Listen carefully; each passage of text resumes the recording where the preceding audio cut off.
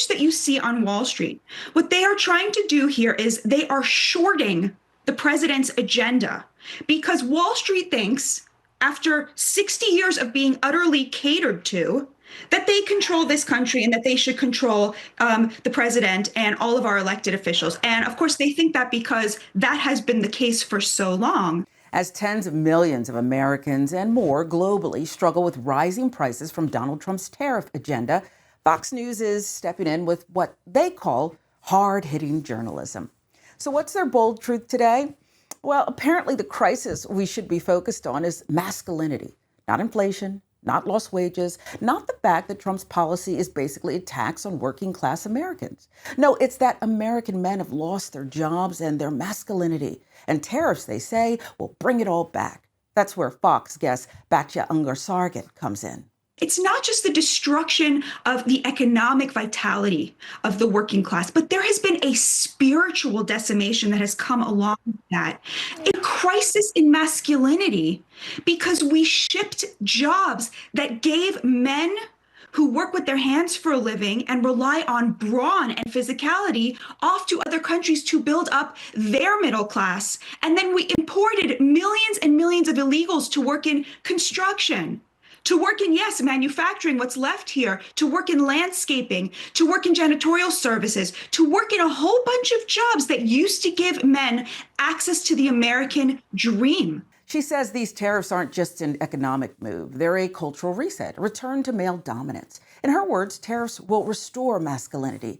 And look, Batya might be just testing lines for the MAGA machine, but let's call it what it is. Misogynistic fantasy dressed up as economic analysis. They want you distracted from the corporations, rising prices, distracted from billionaires hoarding wealth by blaming women, queerness, and the collapse of some mythical gender order.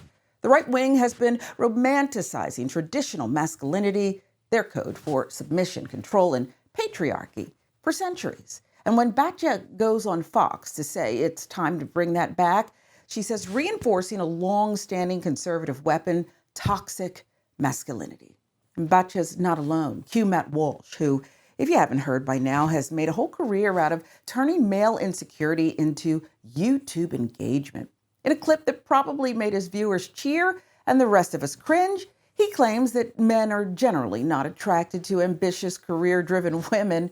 And here's the thing, Matt thinks that sounds smart, but all he's doing is recycling the same misogynistic garbage that drives so many of these failed dating podcasters. It's not about attraction, it's about control. It's about keeping women boxed in so men can keep feeling like kings in households they can't financially support on their own anymore. That's the root of this whole thing. Fear of losing control. What is the ideal that men strive for? What qualities do they find attractive in a woman? Most men, ideally, would like to earn an income that would allow them to be the sole breadwinner in the home. Most men like the idea of being the provider. That ideal will not always become a reality, but it is the ideal. And as for attraction, men are not generally attracted to a woman's professional ambitions. And that's just not the quality that attracts a man to a woman. Now, that isn't to say that men are never attracted to women with careers. What I'm saying is that the fact that a woman has a career will rarely be the thing, or even one of the things, that men find attractive about her. And if you want to see what that fear looks like when it's stripped of polish and dipped in evangelical rage, just take a look at Joel Webbin. His sermons sound like a mix between a sermon and a threat. Matt Walsh might wear a suit and smile through his misogyny, but Joel brings the full Christian nationalist fire and brimstone. They're saying the same thing. Women need to be quiet, get married, stay home. They're just using different tones, and they're both part of a broader machine that's using religion and masculinity as a smokescreen for authoritarianism. Don't be fooled by the theatrics. This is about putting women, queer people, anyone outside their worldview back in a very small box. If you're a young man and you're looking for good advice on how to be masculine, just look at what our culture writes for women. The advice that our culture everywhere gives to women is great advice for men. Be more domineering, be more assertive, be more confident, be more this, be more... What it's saying is be loud, be loud. But what God's word says is be quiet. You can live quietly. Everyone is allowed to vote. Right. Everyone. And just for the record, I think the 19th Amendment should be repealed. By repealing the 19th Amendment, just for the record, it's not just trying to take away a female vote, but it's trying to say, no, there's a family vote. Right. There's a household. And it's like, well, where do women get their voice? Where women get their voice is from their father, from their husband. In general, I don't want to see women in the public sphere. You mean they shouldn't hold political office? Correct. You mean you don't want to see them podcasting? Correct.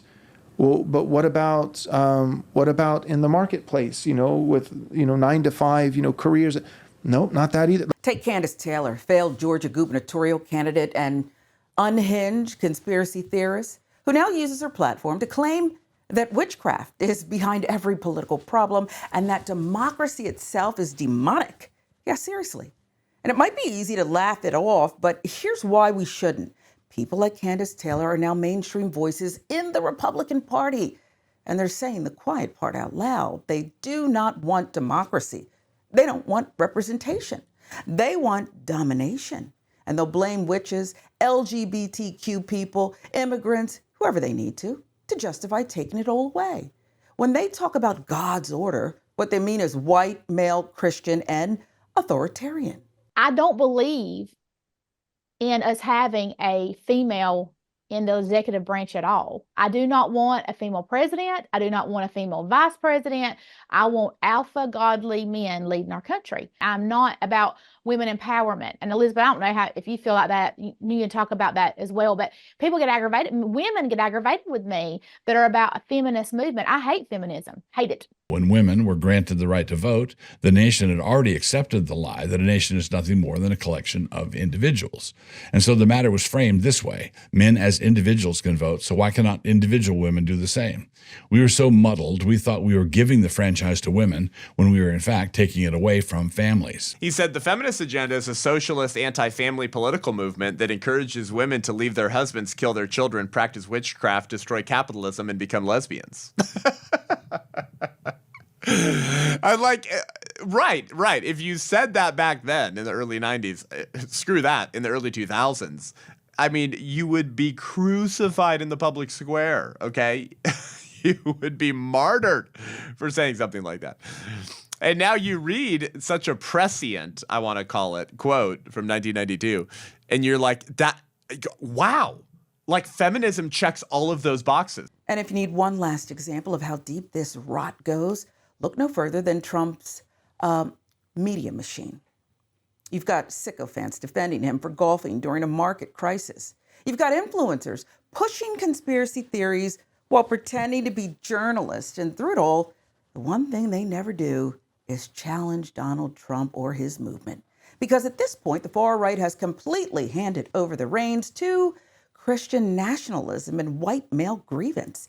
And if that means cheering on economic collapse, cheering on censorship, or deporting innocent people, they'll do it as long as they get to stay in power. They were all complaining that President Donald Trump was casually playing golf over the weekend. Well, when you're in the middle of a negotiation, you don't want people to see you stressed out. You don't want them thinking that you've made a mistake. So Donald Trump goes, here's the deal. It's Liberation Day. You're all getting reciprocal tariffs. I'm going to go hit the links. And now all of the other countries realize that Donald Trump is not losing sleep over this and that they are going to be losing a large portion of their GDPs. He was so certain that every other world leader would capitulate because he has such a distorted perception of how the people around him act, because he is surrounded by the most groveling, sycophantic, obsequious hangers-on with their mouths latched onto his ass. And so like that really screws with how somebody perceives the people around them. And then he comes across people like Emmanuel Macron and Mark Carney, the Prime Minister of Canada, and they're like, this guy. The Canadians are furious, and they should be. I mean, he's joking about annexing the country. He's literally trying to crush their economy through tariffs. So these people hate him. So let's be clear. What we're seeing isn't just a political strategy, it's an identity crisis turned weapon. Misogyny dressed up as economic policy, authoritarianism draped in a flag and Bible, and people like Matt Walsh, Joel Webb, and Candace Taylor, they're not just talking, they're organizing, they're building influence. And they've got an entire political party marching behind them. And I know some folks want to say don't amplify them, ignore the crazies. But ignoring them hasn't worked. The only thing that works is naming the danger, exposing the lies, and refusing to let hate define our future. Period.